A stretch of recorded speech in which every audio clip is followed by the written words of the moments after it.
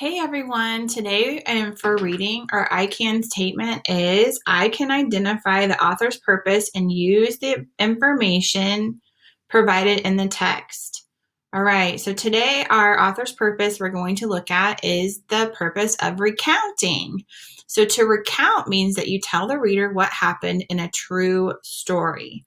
So we're going to have clues, question clues that we can ask ourselves as we're reading to determine if the author's purpose is to recount.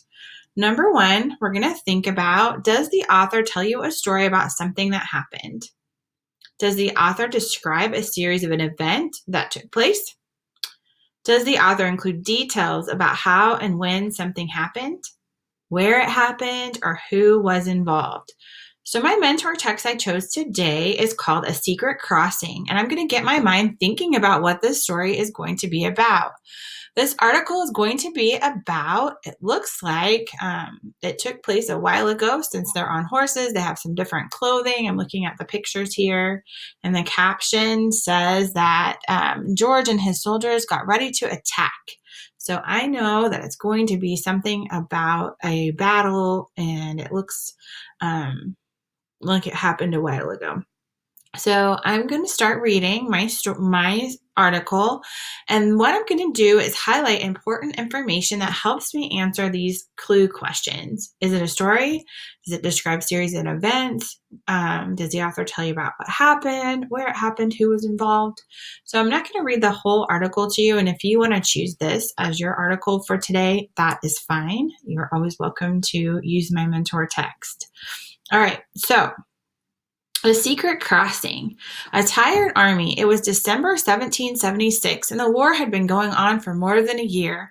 The American army had lost many battles, and the soldiers were totally exhausted. So I'm going to stop right there because I noticed that it's giving me an important date. So I went ahead and highlighted that, or sometimes we call that annotating.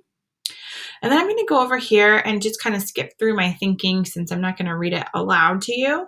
But it talks about how George Washington had a daring plan. And his plan was, and I highlighted daring plan, his plan is right here. His plan was to cross the river in the middle of the night and sneak up on the army. No one would see them coming. There was just one problem. The weather was awful. You can tell by the picture it was snowing and there was ice, and it was brutally cold. And this is a battle that was taking place during the Revolutionary War. So they were fighting the British, and he decided that he's going to cross this river and surprise attack the British Army. So over here, it talks about how after they attacked that they only fought for about an hour before they gave up. So all of these tell the events of this battle in my article here. So I am definitely answering some of these clue questions that is describing a certain event. George Washington crossing the Delaware. It's telling me where it happened, when it happened, and who was involved.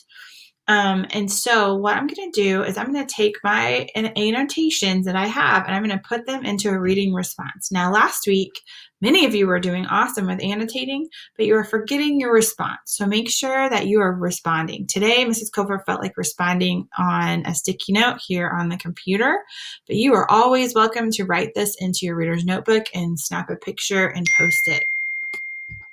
So here's my example. I start with the date. The author's purpose is to recount the event of Washington's surprise attack on the British soldiers. The American soldiers woke in the night and crossed an icy river in the middle of a snowstorm.